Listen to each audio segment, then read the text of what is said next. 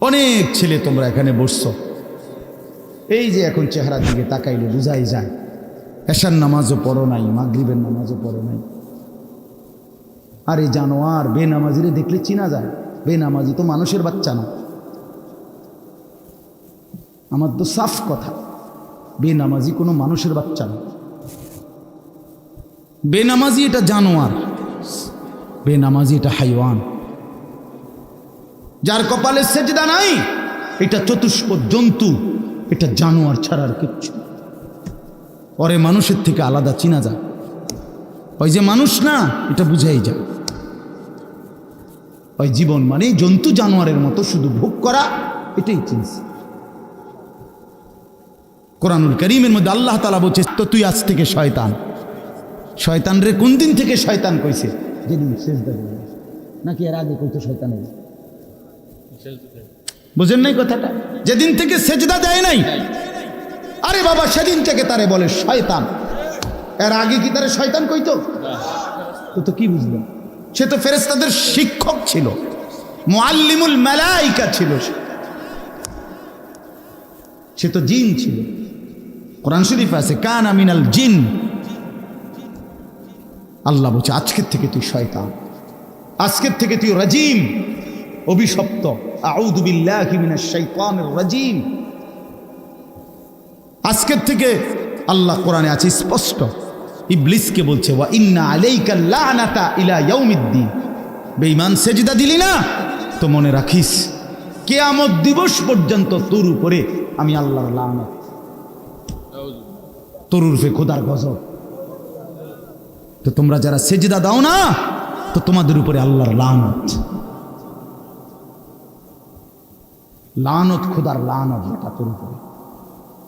তোর উপরে খোদার গজব পড়ছে দেখে তোরে মালিকের সেজদা দিতে দেয় না, ভাত খাওয়ায়। ভাত তো আল্লাহ জন্তু জানোয়ারও খাওয়ায় না। কুলু ওয়া তামাত্তাউ কালিলান ইন্নাকুম মুজরিমুন। কোরআন শরীফে আছে আল্লাহ বলে বেঈমান খা, ওয়া তামাত্তাউ দুনিয়া ভোগ কর, কালিলান কিছু সময়ের জন্য, ইন্নাকুম মুজরিমুন তবে মনে রাখিস তুই কিন্তু পাপী। 8টা বাজে নাস্তা খাইতে বসছিস বেঈমান, খা ঠিক আছে খাইতে দিলাম, তবে মনে রাখিস তুই কিন্তু ফজরের নামাজ পড়স নাই, আমি মালিকের হিসাব আছে। রাত 10টা বাজে নাফরমান খাইতে বসলা, আল্লাহ বলে ডাব নাফরমান খা, দুনিয়া আমি সবাইরে খাইতে দেই, কিন্তু মনে রাখিস তুই কিন্তু এশার নামাজ পড়ো না। ঘর করছো, বিল্ডিং করছো, ফার্নিচার বানাইছো, ঠিক আছে ঘুমাও, থাকতে দিলাম, তো মনে রাখো বেঈমান আমি জানি এগুলো সুদের টাকা, কিস্তির টাকা, এগুলা ওজনে কম দিয়া সিটারি কইরা বাটপারি কইরা হারাম রোজগার করা টাকা খাও, ঠিক আছে খাও, তুমি অসুবিধা নেই। ওয়াদারনি ওয়াল মুকাদ্দিবিনা উলিন নি'মাতি ওয়া মাহিলহুম কালিলা।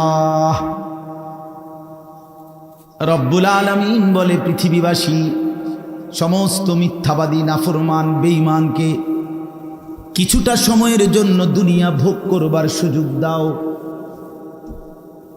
ইন্না লাদাইনা আনকালাও ওয়া জাহিমা। আল্লাহ বলে কিন্তু আমি রব্বুল আলামিন এই নাফরমান বেঈমানদের জন্য জাহান্নামের আগুনের শিকল আর জাহান্নামের আগুন রেডি করে রেখেছি।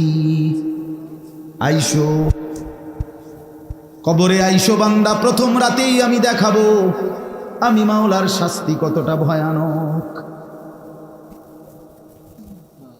ওয়া আন্না আযাবি হুয়াল আযাবুল আলীম।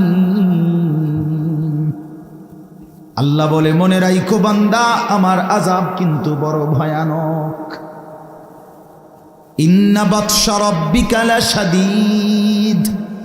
আল্লাহ বলেন আমার ধরা কিন্তু বড় শক্ত ধরা, বড় শক্ত। এই জন্য আমরা যেন আল্লাহকে ভুলে না যাই। কেন নামাজ পড়বেন না? কেন সেজদা দিবেন না? আল্লাহকে বাদ দিবেন কেন? আল্লাহকে বাদ দিলে থাকেটা কি? যে মুসলমান মালিক চিনে না তার আর মুসলমান রইল কি? যে মোমেন তার ইমান চিনে না, মুনিব চিনে না, সে মুসলমান কিসের? ওয়ালা তামুতুন্না ইল্লা ওয়া আনতুম মুসলিমুন। আল্লাহ বলছে পূর্ণ মুসলমান না হয়ে কবরে আইসো না বাবা, কষ্ট পাইবা, কষ্ট পাইবা। আউলা লাকা ফাআউলা সুম্মা আউলা লাকা ফাআউলা। আল্লাহ বলছে নাফরমান, 4 বার বলতেছি তোমারে, তোমার জন্য আযাব আছে, আযাব আছে, আযাব আছে, আযাব আছে।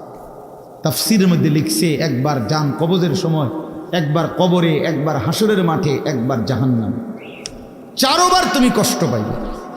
কোরআন শরীফে আছে প্রত্যেক নাফরমান পাপী, বিশেষ করে বেনামাজি, এই ছেলের আল্লাহর কোহাই তোমাদের হাতে ধরে বলি ভাইয়া, কোরআন শরীফে আছে আল্লাহ বলছে যারা নামাজ পড়ে না, মালাকুল মউত আজরাইল খোদার কসম জান কবজের সময় কলিজা থেকে রুহুটা টান দিয়া ছিঁড়া ফেলবে,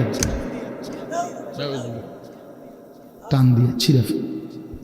কাল্লা ইযা বালাগাতিত তারাকি, কণ্ঠনালীর কাছে চলে আসবে, তখন রুহুটা কণ্ঠনালীর থেকে আর বের হতে চাইবে না, গলায় যেমন আটকাইয়া যায়, আটকাইয়া যাবে রুহু বেঈমানের, নাফরমানের।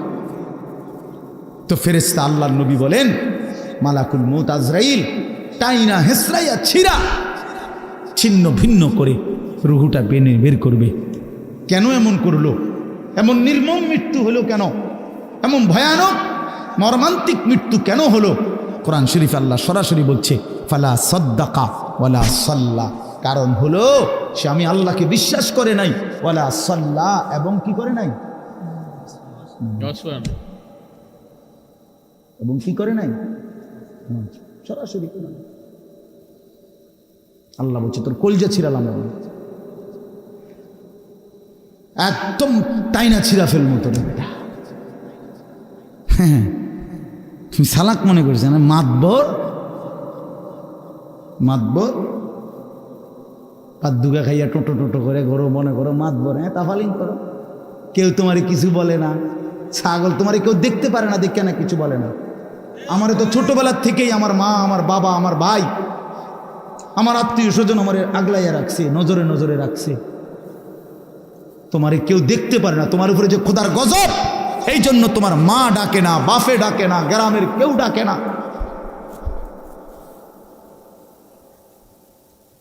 এটা তো দুর্ভাগ্য বেটা, যে কিরে আমি একটা মানুষ, আমার কেউ কদ্দুর কিছু বাধা দেয় না, আমি দিন রাত অশ্লীল ছবি দেখতেছি, নর্তকী দেখতেছি, জিনা ব্যভিচারের দৃশ্য দেখতেছি, এক ওয়াক্ত নামাজ পড়ে না, সেজদা দেয় না, চরিত্রের খবর নাই, চেহারার খবর নাই, চুলের সাথে, চেহারার সাথে, পোশাকের সাথে, কিচ্ছুর সাথে মুসলমানের কোনো নমুনা নাই, অথচ তারে কেউ বলে না, তারে ফিরাইবার চেষ্টা করে না। কারণটা কি? তার উপরে যে খোদার গজব পড়ছে। হ্যাঁ বেটা, তোর উপরে যে আল্লাহর লানত পড়ছে, এই জন্য মালিকের নজর থেকে যে সরে যায়, মাখলুকের নজর থেকেও সে সরে যায়। যারে মালিক পছন্দ করে না, তারে আল্লাহর বান্দারা পছন্দ করবে কেন? কেন ভাইয়া? ভেবে দেখেন। আমার মনে আছে, আমি প্রায় বলি, আমার ছোটবেলায় ছাত্র জীবনে আমি 3 বার, একদিনে 3 বার চুল কাটাইছি। আমার বড় ভাই আমারে 3 বার সেলুনে পাঠাইছে। কেন? এই ডিজাইনের চুল তো আমাদের সময় ছিলই না, শুধু সামনে পিছনের চুল একটু একটু 19-20 হয়েছে, হয়েছে না, হয়েছে না, সমান হয়েছে না, আবার যাও, আবার যাও, আবার যাও।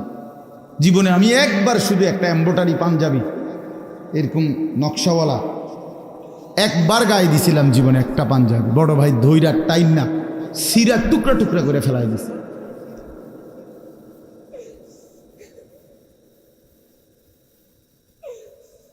বাজান আস্তে আস্তে আস্তে আস্তে অন্যদের ক্ষতি হয়, অন্যদের কষ্ট হয়।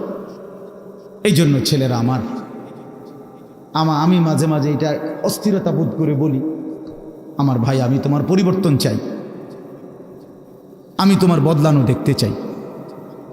তুমি নষ্ট হইও না, তুমি বরবাদ হইও না, চরিত্রহীন হইও না ভাইয়া, কষ্ট পাইবা, শেষ পর্যন্ত তুমি একলাই থাকবে।